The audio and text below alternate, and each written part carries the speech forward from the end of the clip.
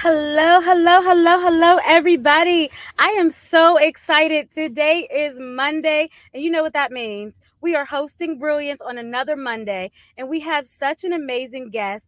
Guys, you don't want to miss this episode. Right now, I need you to like, share, comment, share with somebody because we are ending our quarter of family, community, and school leaders as our theme. We're so excited about this because we have none other than Dr. Ebonie Lamb. And guys, she does not play around. She is on point. You might have heard me reference her quote that she talked about. We'll talk a little bit about that today.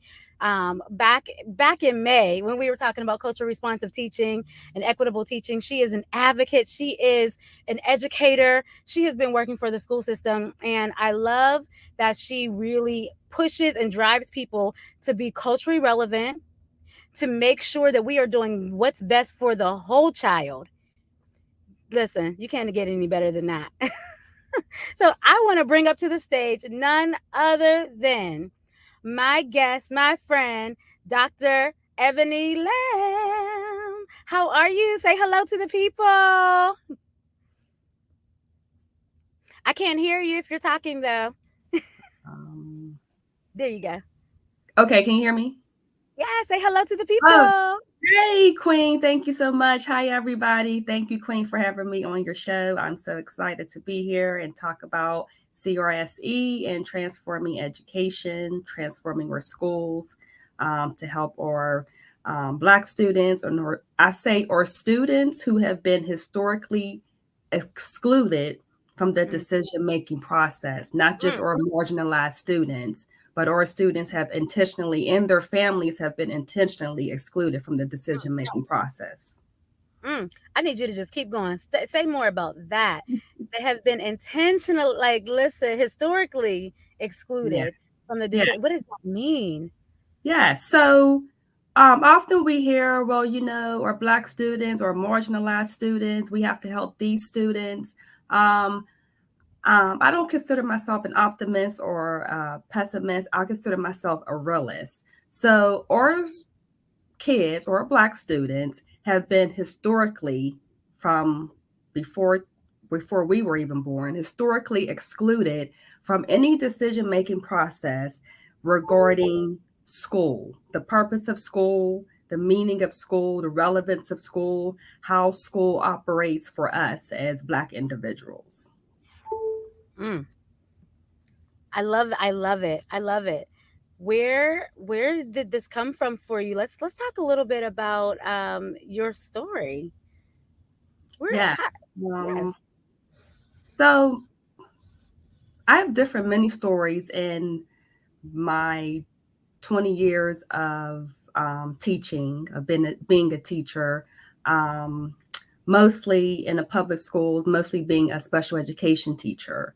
So I have a lot of stories being a teacher in over 7 different schools. I've taught all grades from pre-K to 12th grade. So I have many different stories. But what's really driving me is that what I'm seeing um, and what is so frustrating is that while our students and families are continuously being excluded from the decision making process um, of educating students who look like me and you, um, they're also not learning and they're not thriving. So they just go through not only um, in life, outside of school, but inside of school, they're just surviving day by day to make it to the next day. And I know on your other show, and the world has been talking about this as well. This is leading to the burnout of teachers. It's leading to teachers leaving, particularly Black teachers, and there isn't a higher percentage of us Black teachers in working as teachers. So we're leaving, so that percentage is getting smaller Mm, because we're burned out. And when you come into the new school year, you know, being burned out in September, that's a huge problem. Because as a teacher, and I know you were a teacher also, the burnout season usually occurs around maybe late February, but usually March. So when you're Mm, coming into the school year and you're burnt out in September, you know, we have to do something now. yes, yes. Ooh, Dr. Lamb just came in, guys. Just strong, honey. I listen, because we don't have time to waste. That's the thing. We don't. And We I don't have was any time, any lives, and any more money to waste because we're losing our kids. mm, mm, say that. I really appreciate, your passion behind it because I hear a lot of people talk about burnout. I hear a lot of people talk about, you know, we got to do what's best for the kids, and we keep talking about it. And we're Yes. talking about it. But while we're talking about it, putting in these programs and doing all this stuff to kind of like, oh, we're going to do this, we're going to do this, our children are still suffering. And Yes. I really appreciate the work that you do. Talk to us a little bit about your background, where you're from, where you went to school, what you specialize in. Talk to us a little bit about that because we know you're an expert in this work, and I really want people today to take away how they can transform education, whether in and outside of the school system. So honestly, you can transform it through inclusion and culturally responsive and sustaining education. Talk to us a little bit about your background um, connected to this work. Yes, I'll tell you a little bit about my background. So, the school district that I'm teaching for, Pittsburgh Public, I went to Pittsburgh Public Schools from K to 12. So Mm, that's why this is very important to me because now I'm realizing that these things have been going on since I was, a student in the school system, and I'm realizing, and I'm disturbed by it that this is actually happening in our schools. And I believe that a lot of it is intentional. So I've been teaching for a little bit over 20 years as a special education teacher, but I've held other various roles within the district. And as far as us trying transforming schools, you can be a teacher or you can not be a teacher, you can be an educator or not being in the school system, but there's many different ways you can transform schools, particularly for black children who are failing and have been failing before COVID, before many years ago. I just want to point out that a lot of my frustration, disappointment comes from educators, parents, the media, um, blaming COVID for our kids' setbacks. When you and I both know our kids, black kids, have been failing years, decades before COVID. exactly. It's the truth. It's the truth. We think about the systemic practices that have been in place and that remain in place and Right. sometimes intentionally. We call it out. We're gonna call it out Yeah. because when we don't call it out, things don't change for real, for real. I was like Yes. talking Yes. about these things and we have these programs and these things in place and really we're repeating cycles and systems. It just looks a little polished. Hmm. So I Yes. appreciate that. Yeah, I really do. I mean, I like your message here. I love your message actually. And I would just want to show that right now. And you can read it, or I'll read. I just love it. I love it. Go ahead. Mm, I didn't know you had that. I I did. realized that I cannot advocate for others until I first advocate for myself. Also, my calling to impact change.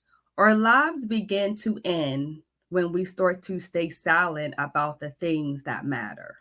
That's by MLK. If you are silent about your pain, they'll kill you and say you enjoyed it. Zora Neale Hurston. Yes. Say more about that. These those statements are very personal to me. Yeah. About the things that I've been going through as a teacher, as an educator, and things that I need to um, come to term come to term with to step away and first work on myself. So that statement I made, I can't advocate for the children who look like me. I can't advocate for anyone's children or my children in my classroom until I first advocate for myself, right? As a teacher, as a Black teacher, as a Black woman special education teacher. And I finally realized that when um, I was burned out. Um, it was October 7th. I remember the exact date last year. That was my burnout day, and I went through some things that involved the particular school I was at in the school district, and I'm like, how am I going to help these kids when I'm not even advocating for myself? So that's not going to work. So that's the message that I've been working on. I've been advocating for myself, and I want to um, tell this message to teachers, to educators, particularly Black teachers. You have to advocate for yourself, and that can look like um, many different variety of ways, but you have to pick your battles. But first of all, as a Black teacher, if you're not going to advocate for yourself, then there's no way you can advocate for the children in your classroom or children who look like you. Wow. Dr. Lamb, I appreciate that. Because how many times do we struggle in silence? Mm-hmm. How many times do we just take it? Right? I mean, seriously, how do we transform education if we are not willing to be a Mm-hmm. voice for ourselves? And that's actually learned, right? It's a learned behavior. Just take it. It is. It is. And we, as teachers, we've just dealt with that year after year after year. Well, that's the way it's always been done. It's the status quo. We can't change it. And then as teachers, we don't want to be here. We're miserable. And we carry that energy into our classrooms, and it Yeah. feeds off to our children. Students are very smart. They read us when we walk into the room before we even open our mouths to speak. So they Mm, feel the energy and they're reading us, before we even speak. Yeah, so that goes back to transforming education. If you want your students to be engaged, to not only academically grow, but socially, emotionally grow as well. There's some things that have to change, and that's first advocating for yourself as a teacher, because you cannot continue to be burnt out, because long as you stay quiet, like the quote says, they'll kill you and say, oh, he or she enjoyed it, they love doing this. No, we don't. mm, mm. We're That dying makes me slowly. hurt. I know a lot of teachers who have passed away Yeah. to health related issues. Um, and people always say, well, they were a wonderful teacher, and they did this and they did that. They were struggling. They were not listened to. They were harmed, just like our children are being harmed. So Mm, that's one way to start transforming education, is to, first of all, just take action. Because with the constant reforms and the changing of the curriculum and just talking about it and having a lot of meetings that could just be emails, we're not doing anything to change what's going on in the classrooms. So that's the first phase or step to start to transform education, is teachers have to advocate for themselves. When we talk about transforming education, we first have to take a look before our students and teachers and staff and educators or even in the building. So let's talk about best practices, research-based practices of transforming education. Let's just start with the school calendar. Why are we still going to school from August to June for 9 months? What is the purpose of that big gap? Okay. How long have we been doing that? Is that best practices?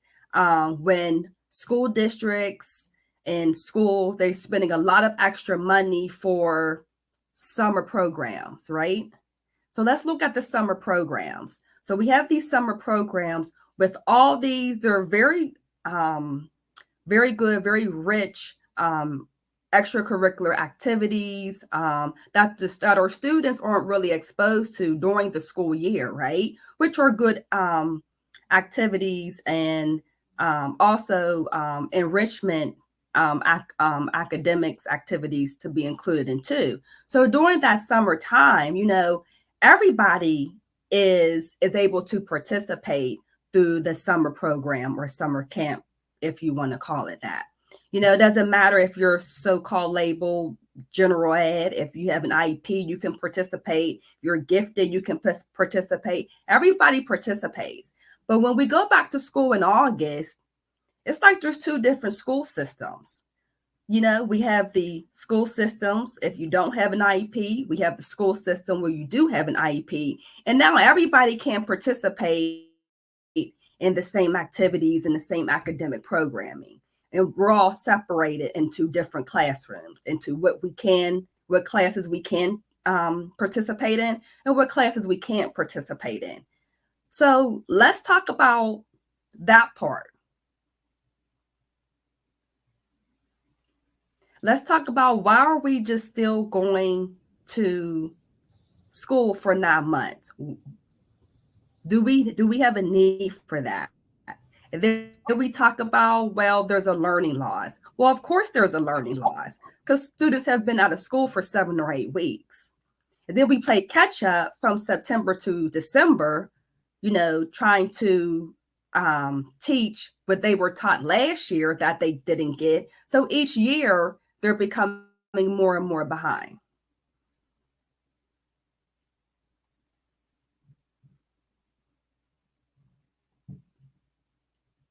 So that's just a first phase or first step for transforming education.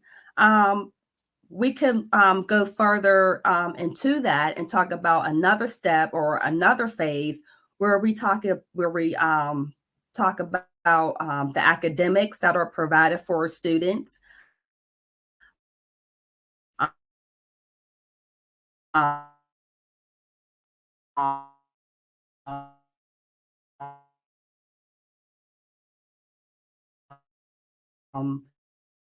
The social emotional learning that I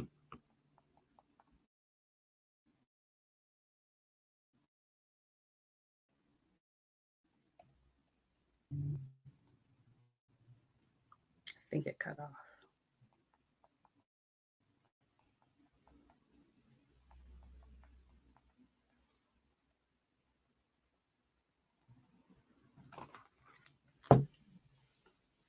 Yeah, so I'm just going to go on to, we can call it a second phase or a second step of transforming education before students are even in the classroom. So let's look at the academic piece, social emotional learning, how social emotional learning, one, isn't even integrated into schools or into the classroom, or is taught separately. So, and we continue to teach to the test, which is not helping our students even pass the test, and they're not learning. Another way to transform education is through multidisciplinary teaching, where we continue to teach subjects in isolation. So we have an English period, we have a math period, social studies period, and a science period. And then students know, they figured out how to play the game. Well, the only time I read, or the only time I have to read, or the only time I'm being told to read, is when I'm in English class. So reading should be integrated throughout the school day in every academic subject, in every elective subject area. Reading shouldn't just happen one period throughout the school day when students are going to school for 7 hours. So reading should be integrated in all subjects. Another thing is that we continue to have these isolated subjects. So, for example, math and history can be taught together. Reading English can be taught with any academic subject. So that's another way we need to start looking at how to transform education is what we're teaching and how we're teaching it and the school schedule. And also looking at the curriculum, the eligible content, and supporting our teachers, providing them ways to actually teach students, um, and versus teaching the curriculum, because there is a difference between teaching students and teaching the curriculum. Teaching to the test isn't working, and we have years of data that proves that.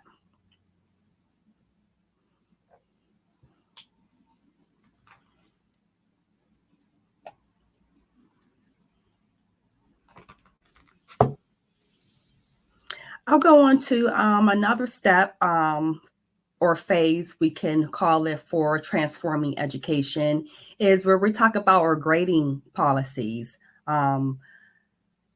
Grading for equity. Some people haven't heard that term. Some people may have heard it, but don't really know what it is. So I mentioned before that students, they know how to play the game of school now. So they know they could just pass and go on to the next grade with a D. So we have to look at the way we are grading for in schools, grading for equity. So grading for equity means, are we actually giving grades for what students have learned? No, grades should be given out for what students actually learned how to do. Grades should not be given out for did I come to class on time? Did I come to school on time? Did I turn in my homework? Did I turn in an assignment late?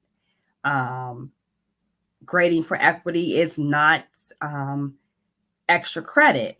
Why is there a need for extra credit when there's 9 weeks in a grading period and there's different project assignments and tests and quizzes given within the 9 weeks of that grading period? So what is the need for extra credit? Because we need to be grading for what students know. We need to be grading for proficiency and mastery. And students know how to play the game well. When it comes to the end of the grading report period, like that seventh, 8 week mark, they just learned how to just ask and beg for extra credit, which sometimes I've seen, or crossword puzzles. So they get enough extra credit the last week or two of the grading report period. Now all of a sudden they go from an E to a D or an E to a C. That's not grading for equity. So what did you really master within the 9 weeks that pertains to the subject matter or to the content matter that was taught during those 9 weeks? So that's another way we need to look at how we do schooling and how we start to transform education. Because by the time students get to high school, we're graduating students who cannot read, and they're not math literate. And that's a huge problem for our society as well. I also want to talk about, we can talk about the Pennsylvania Culturally Relevant Sustaining Education Competencies, also known as CRSC. So these CRSC competencies were first introduced and mandated in April of 2022 by the Pennsylvania Department of Education for current teachers and for future teachers. And so one way to implement this, the Department of Education decided that, well, no later than 2023-2024 school year, schools need to be providing professional development around these culturally relevant sustaining education competencies. Then, as far as teacher candidates and teacher preparation programs in universities, those entities should be preparing current teachers by no later than 2024-2025 year. So there are still many teachers, educators, people working in schools, parents, even professors and teacher candidates now going to school who are still unaware that these CRSC competencies exist. So I'm glad that we're actually talking about this now, because this is the way to inform people, that these competencies actually exist, and it's a way for you to look at these non-competencies and look within yourself as a teacher and as an educator, and address your implicit bias or explicit bias before you walk into the classroom, because you're teaching students who do not always look like you, who don't come from the same background that you have or where you come from, who may speak another language. Some of our students speak 2 or 3 languages, and our students have different identities. So this is the way for current teachers and future teachers to be trained and have that support so they can meet the needs of all learners in their classrooms, especially the learners who have been who are historically marginalized, or Black students who and their families who have been historically excluded from the decision-making process. So it's just not about looking within yourself and helping to teach the students who are in front of you, but it's also about making that connection with the families as well. So the CRSC competencies, I believe, are very important, because as teachers, we have a very diverse student population in our schools, not just in Pennsylvania.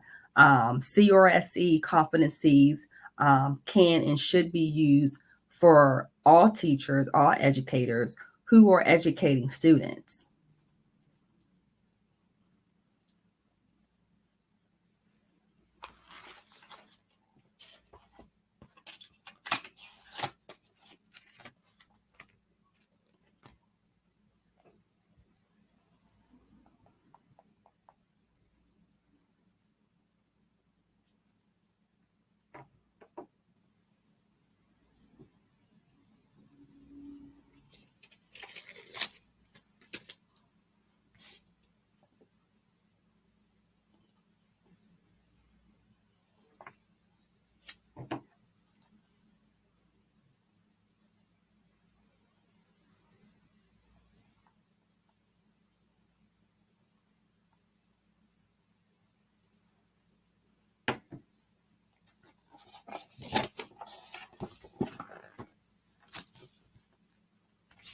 So maybe we can put the link to the competencies in the chat, or we can maybe provide a link where people can get these competencies. But I do want to share, as I was a Teach Plus Fellow last school year for the 2022-2023 school year, I am this school year a senior Teach Plus Fellow.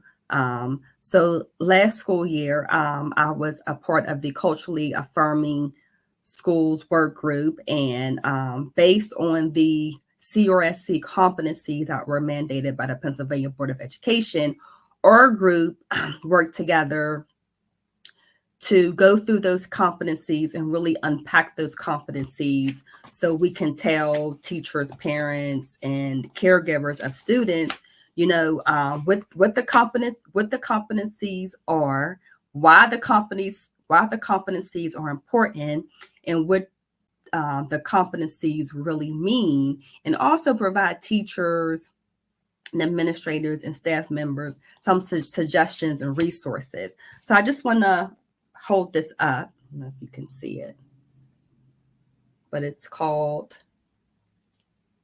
I can't see it. Can't really see it. But the book is called Unpacking the Pennsylvania Culturally Relevant and Sustaining Education Competencies. So if you would go online, the CRSC competencies is a really long document. So being a part of the culturally affirming schools work group with Teach Plus, our group decided, let's unpack these competencies. So teachers, it could be teachers can really understand the competencies, and they could be able to digest it more, and without being, feeling overwhelmed or anxious, and feeling like, oh, this is something else that I have to do. This isn't something else that you have to do, because these 9 competencies is either one, what you're already doing and you don't realize that you're doing it. And for number 2, to give you that support and the resources to help you go through these competencies, and think about what you're doing in your classroom to help the students. So just for example, we're looking at competency 4. That's providing all learners with equitable and differentiated opportunities to learn and succeed. So it's about providing the opportunities and differentiating instruction that students need to learn to succeed in the classroom. Because when you have 20, 25, 30 students, all of them aren't learning the same way, and they're all not going to get the content or learn what they need to know the same exact day or the same exact time. So what can we do as teachers to, number 1, make sure that they're provided equitable opportunities, and make sure that they're provided differentiated instruction on a daily basis so that they can learn what they need to know. Competency, I'll give another example for competency 6, is collaborating with families and communities through authentic engagement practices. So this is something as teachers that we should already be doing, is trying to engage with those families, because the research shows that when you're engaging with parents, caregivers, families, community members, student achievement increases.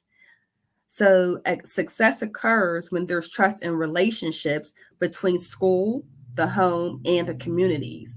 So the students know that they are, loved, seen, and heard, not only in school, but home and in the community as well.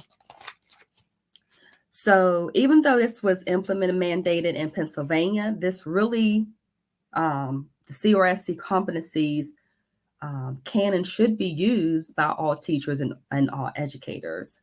The CRSC competencies, they're not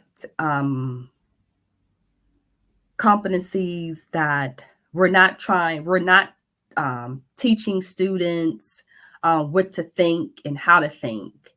This is a guide for teachers to help them teach students who don't look like them, and to teach a diverse learners, to teach diverse learners, because our demographic or of our students are very diverse. And, as the research shows, majority of teachers are white female teachers. So we have to be aware of the students who we are teaching, and we have to adapt to their needs, because education isn't about the adults, it isn't about the teachers. Education is about what the students need in order to learn and in order to grow, in order to be successful. Yes, let's also um, talk about inclusion, right? We're talking about transforming education through inclusion. Let's actually talk about inclusion.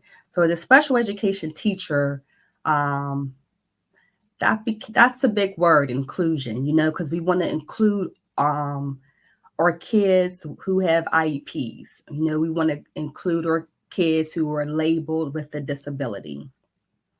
So we want to include all of these kids in the general education classroom. So then we call it inclusion, okay? But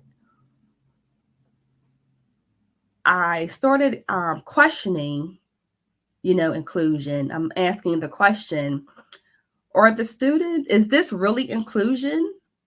Or are the students just in the classroom to meet a mandate? Individuals with Disabilities Education Act. Students have to be included in the least restrictive environment, right? So we're going to include these students, but are they really being included, or are they just there to show that they're meeting the mandate of IDEA? So that's another huge thing that we need to look at when we're talking about inclusion and transforming education, because we're doing a really disservice to our students who are labeled. You're just looked down upon just because of your race.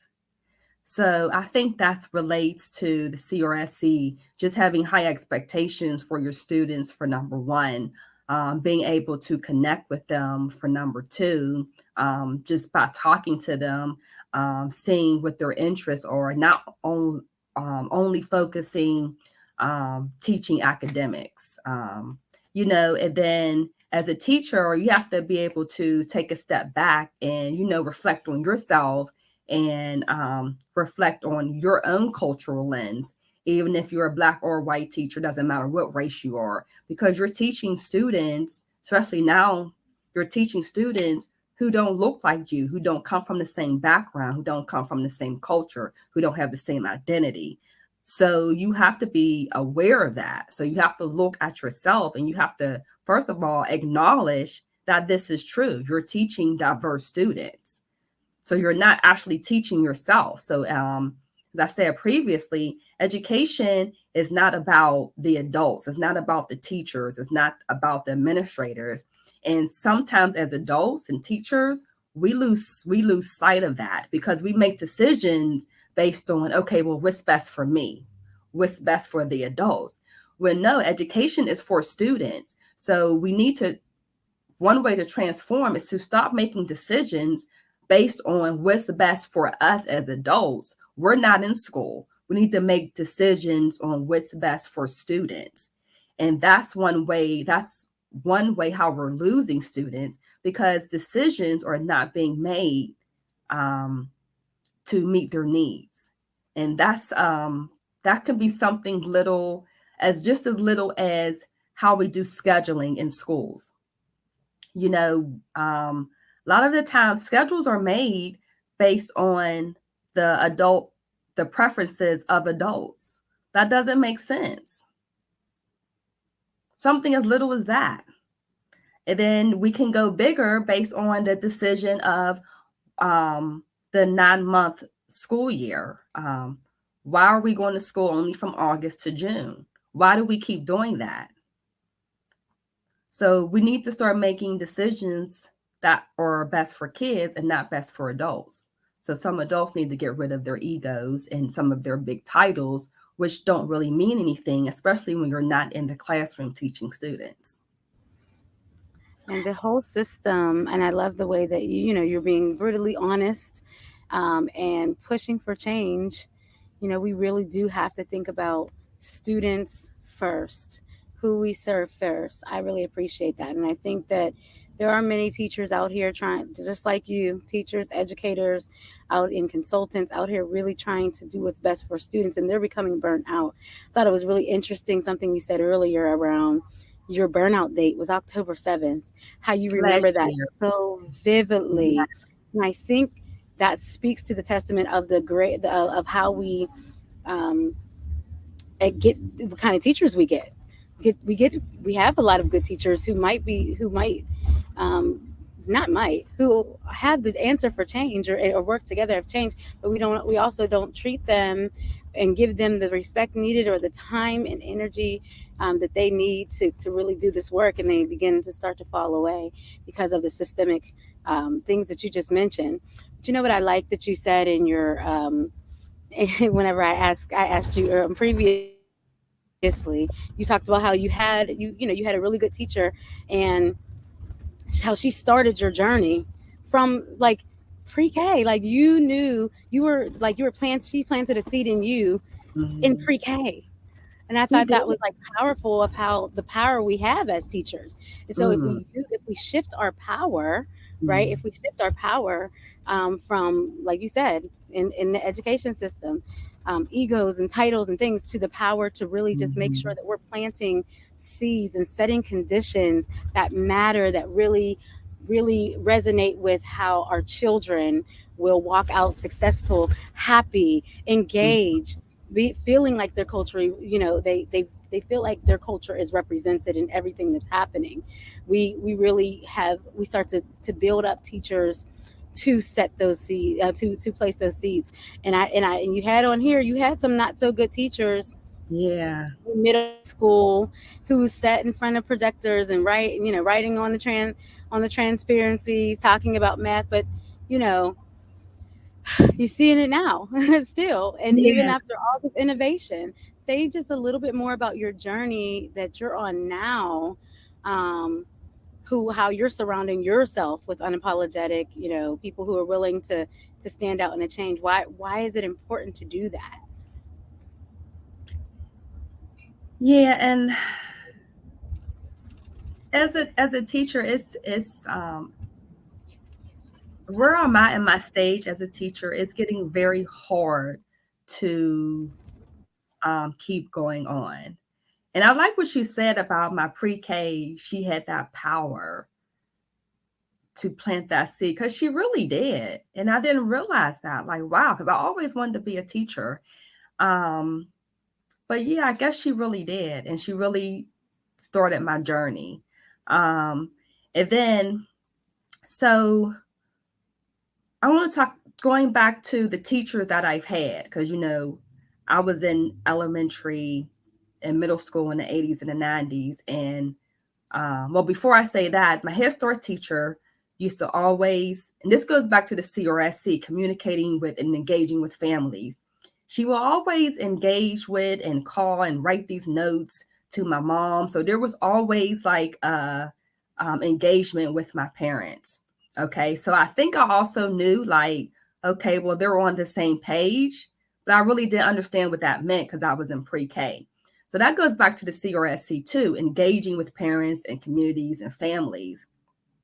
And then when she used to tell my parents, well, she knows this and she knows that. She already knows this stuff. I don't really, know what else, we can teach her. But then when I went to elementary, I was behind in math. Not that I didn't like it, I was just behind.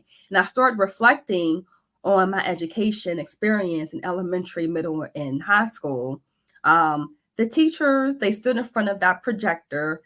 All of us who's from that time, they know about the transparencies. And they just wrote on the transparency for a whole period.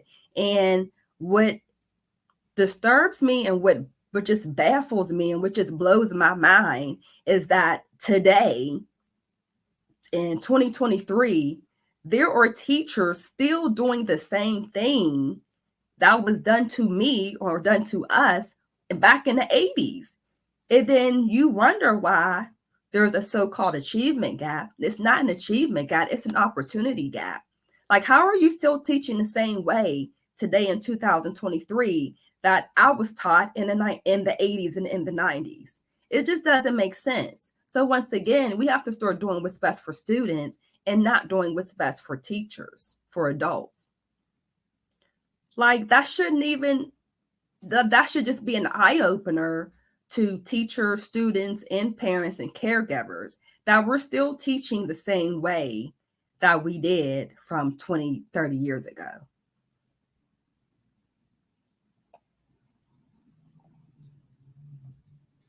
I really appreciate that, and I appreciate the mission that you're on, and how we talked a little bit earlier about you not being silent.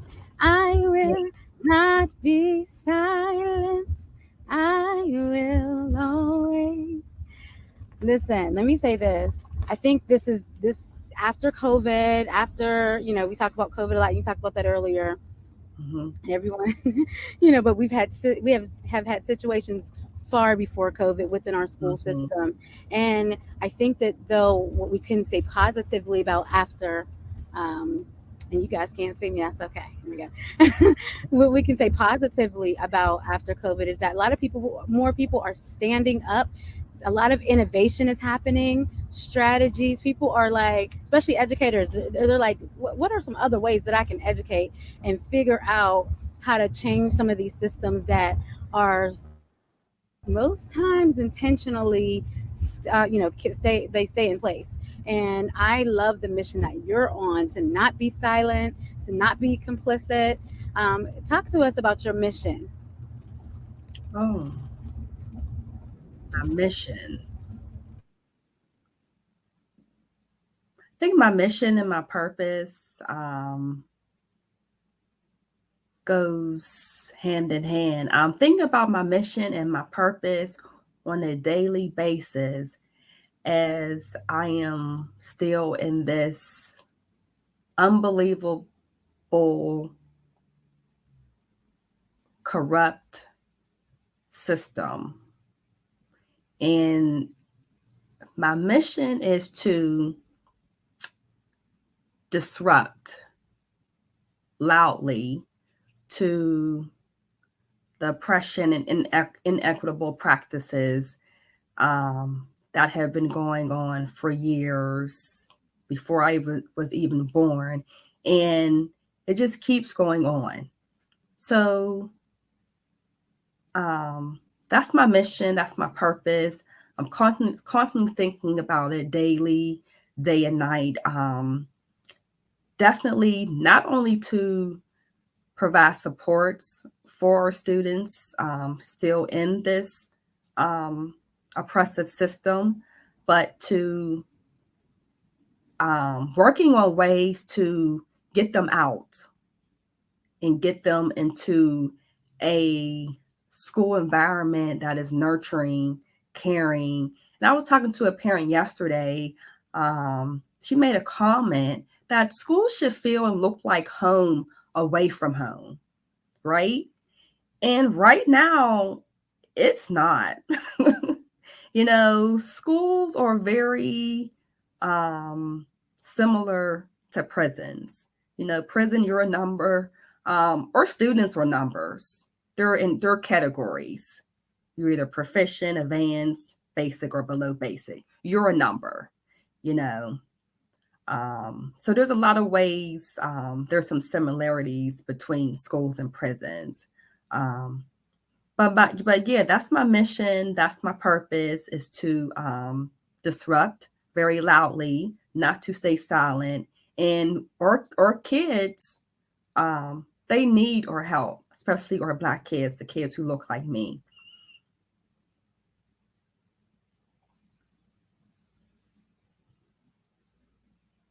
Listen, I love that you said that. And I hope that, if you're listening to this, go ahead and put your comments in the chat. What do you think about it? How are you disrupting some of the status quo that is harming our children? What questions do you have for Dr. Lamb in her study and her research around culturally responsive and sustaining education and practices? What help do you need to change this? It's an intentional journey.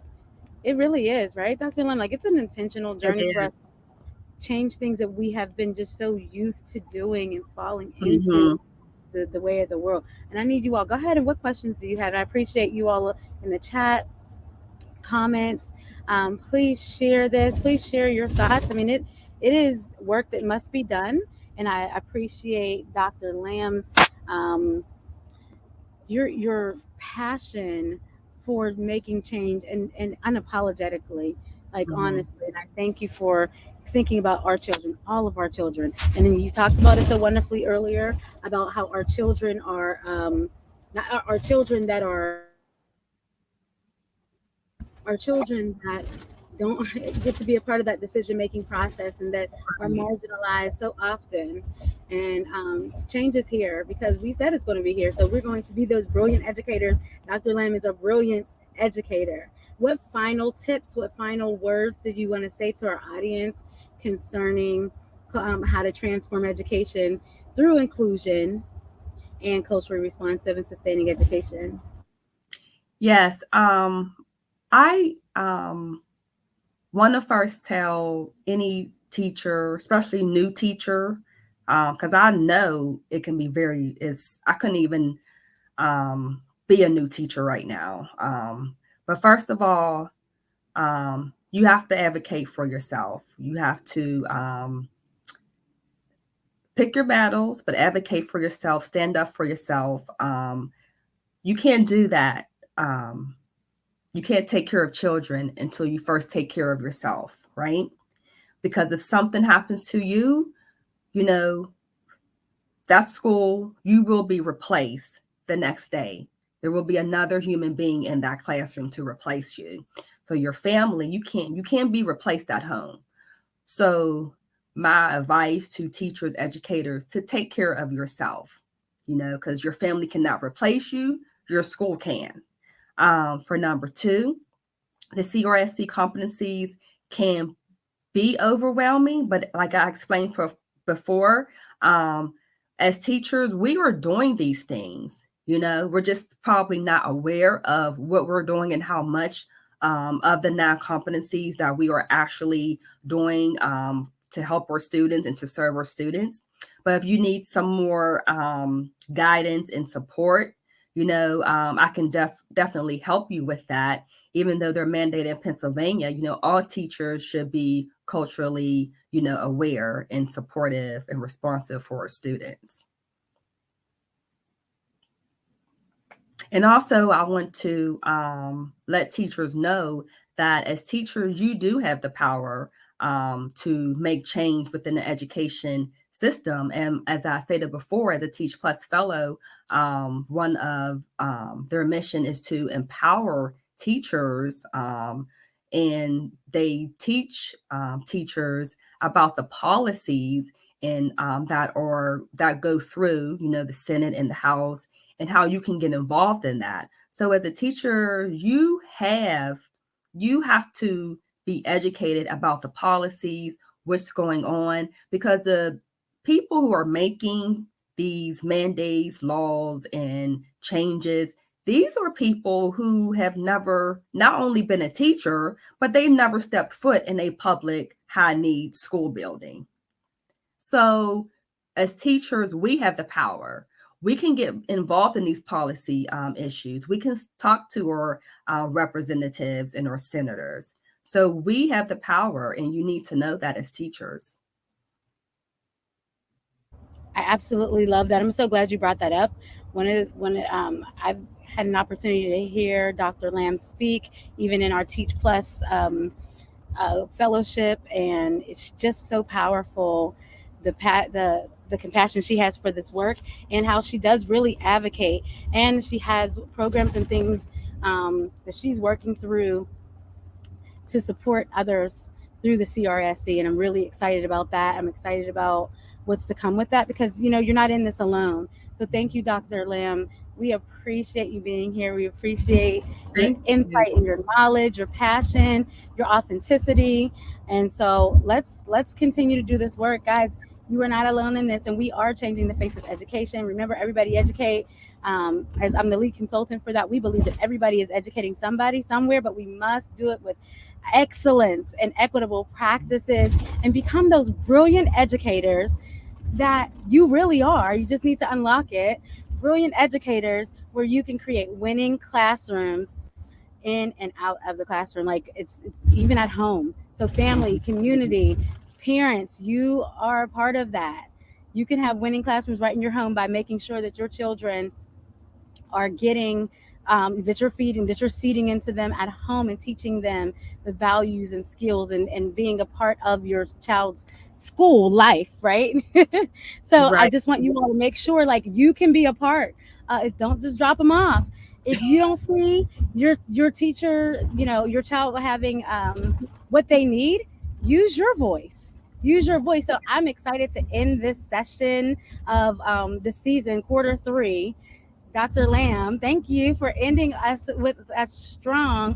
I'm excited to end the family community educators session and season. It has been a lot of, there has been a lot of wonderful, wonderful people on here really giving us some tips and guidance on how we can be strong family educators and school educators and work together to do that.